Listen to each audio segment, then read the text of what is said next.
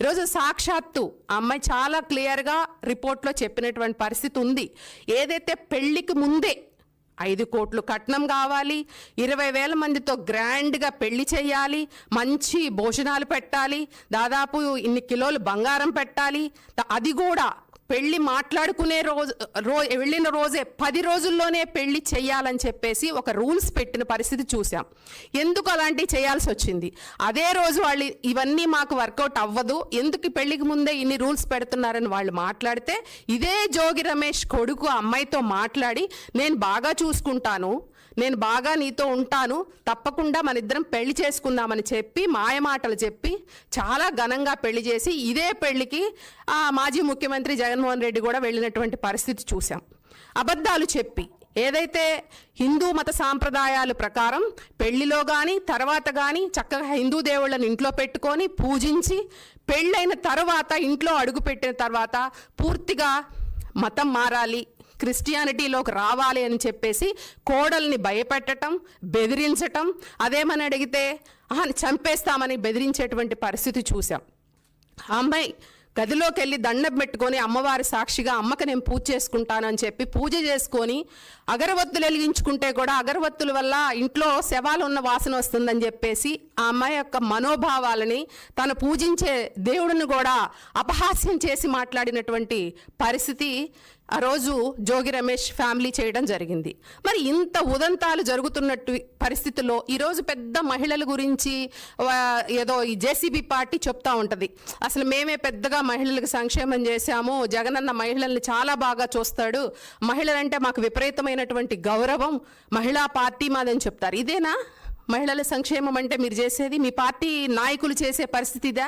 ఒక ఆడబిడ్డని, ఒక ఆడపిల్ల దాదాపు 2 సంవత్సరాలుగా ఎంతో ఇబ్బంది పడి అమ్మాయిని నిర్బంధించి గదిలో కూర్చోబెట్టి కొట్టి చిత్రహింసలు పెట్టి అదేమని బయటికి చెప్తానంటే నేను మాట్లాడతాను అంటే చంపేస్తామని, బాంబులేసి చంపుతామని, యాక్సిడెంట్ చేసి చంపుతామని వాళ్ళ పేరెంట్స్ని కూడా బెదిరించి ఎటుపోతుంది? అంటే మహిళలకు ఇచ్చే గౌరవం ఇదేనా? మీరేనా మహిళల గురించి మాట్లాడేది? వైసీపీ పార్టీ ఇంత జరుగుతున్నా కనీసం దీని మీద ఒక్కరోజు కూడా స్పందించల మాజీ ముఖ్యమంత్రి జగన్మోహన్ రెడ్డి గారు. మామూలు కొన్ని విషయాలు ఈరోజు ఏదైనా విషయాలు జరిగితే కులాల మధ్య రెచ్చగొట్టడానికి, మతాల మధ్య రెచ్చగొట్టడానికి, ఉన్నవి లేనట్లు చెప్పడానికి అన్నిటికీ తగుదునమ్మా వచ్చి మాట్లాడే లీడర్స్ ఈరోజు ఆ అమ్మాయి కేసు పెట్టి నన్ను ఈ విధంగా హింసించారని చెప్పి మీ పార్టీ మంత్రి మీద ఇన్ని చేస్తే మీరు కనీసం దాని గురించి ఎందుకు మాట్లాడరు? ఎందుకు ఖండనివ్వలేదు? ఇదేనా మీకు మహిళల పట్ల ఉన్న చిత్తశుద్ధి? చెప్పండి, మేము సూటిగా అడుగుతున్నాం జేసీబీ పార్టీని. ఇదేనా మీరు మహిళలకు ఇచ్చే సంక్షేమము, లేకపోతే మహిళలకు ఇచ్చే గౌరవము? చెప్పుకోవడానికి మహిళలకు మేము చాలా గొప్పగా ఆదరిస్తాం, మహిళలను గౌరవిస్తాం, మహిళలకు ఎన్నో అవకాశాలు కల్పిస్తామని చెప్తూ ఉంటారు.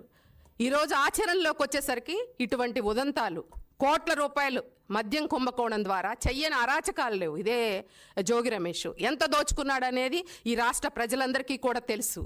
మంత్రి పదవిని అడ్డం పెట్టుకొని ఈరోజు ఈ విధంగా కోడలని కట్నం దెమ్మని, వరకట్నం దెమ్మని ఒక ప్రజాప్రతినిధి అయి ఉండి, బాధ్యత గల ఒక ఎమ్మెల్యే మంత్రి పదవిలో ఉండి, ఒక పాలిటిక్స్లో ఉండి, రాజకీయంగా ఒక ఉన్నతమైన స్థానంలో ఉండి మీరే ఇటువంటి పరిస్థితి మీ ఇంట్లో ఇటువంటి సంఘటనలు జరిగితే మీ ప్రజలకు ఏం మెసేజ్ ఇస్తారు? ఇదేనా మీరు ప్రజలకు ఇచ్చే మెసేజ్? ఇంట్లో గృహహింస చేస్తాం, కోడల్ని కట్నం కోసం వేధిస్తాం, అడ్డొస్తే చంపుతామని బెదిరిస్తాం, ఇవేనా మీరు చేసేది? కాబట్టి ఇవన్నీ కూడా ఏదైతే ఈరోజు ప్రజలు కానీ అందరూ కూడా గమనిస్తూ ఉన్నారు. మహిళా సంక్షేమం గురించి కానీ, మహిళా యొక్క ఇది గురించి కానీ మాట్లాడే అర్హత ఈరోజు జేసీపీ పార్టీకి లేదు. ఎందుకంటే ఏ రోజు కూడా వాళ్ళ మహిళల్ని ఇచ్చేసినటువంటి పరిస్థితి లేదు. తల్లిని చెల్లినే వాళ్ళు ఇబ్బంది పెట్టారు. సొంత బాబాయ్ కూతురు సునీతనే నాకు ఈ వైసీపీ పార్టీలో రక్షణ లేదని చెప్పి సిబిఐని ఆశ్రయించినటువంటి పరిస్థితి.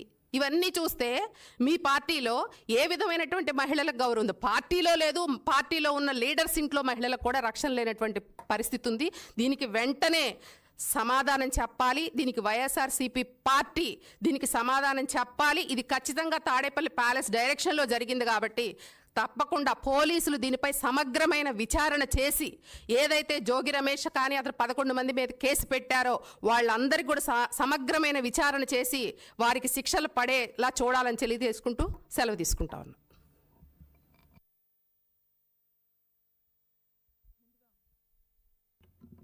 ముందుగా